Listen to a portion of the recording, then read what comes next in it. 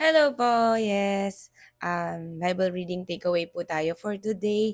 So, dun po sa Facebook Live po natin, sa account ko po, Jeremy Salcedo, nakapag-live na po tayo ng Bible reading for today. So, paiba-iba po talaga yung time, but um, I encourage you na kahit hindi kayo sa live, you make your own time for the Lord, especially reading the Bible. So natapos ko po yung pagre-read ng Bible reading, and thank you dun sa mga 1, 2, 3 na nakasama ko sa live. So praise God, the Lord bless you, and I know we need to help one another, no, to be to grow closer to God.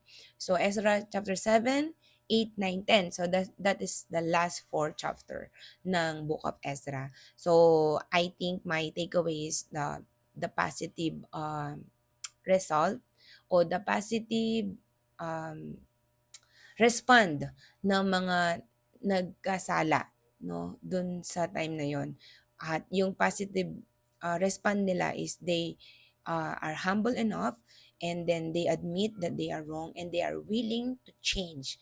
So kailangan po meron tayong ganong spirit when someone rebuke us, when someone teach us, when someone help us, no, to go out dun sa mga maling ginagawa natin. Our response is to be humble enough to admit, to be humble, to be teachable, and talagang magpaturo po tayo and ready to surrender everything.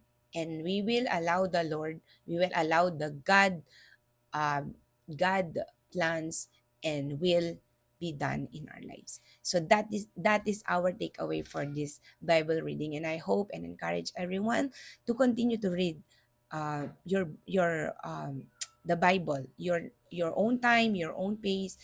It's up to you, but my my push or my desire is we will grow closer to God, every one of us.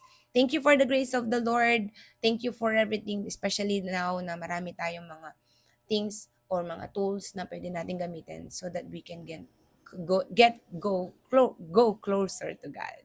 So one is this social media now. And let's continue to desire that for the glory of God. God bless you, and I hope you been inspired by this takeaway today. God bless.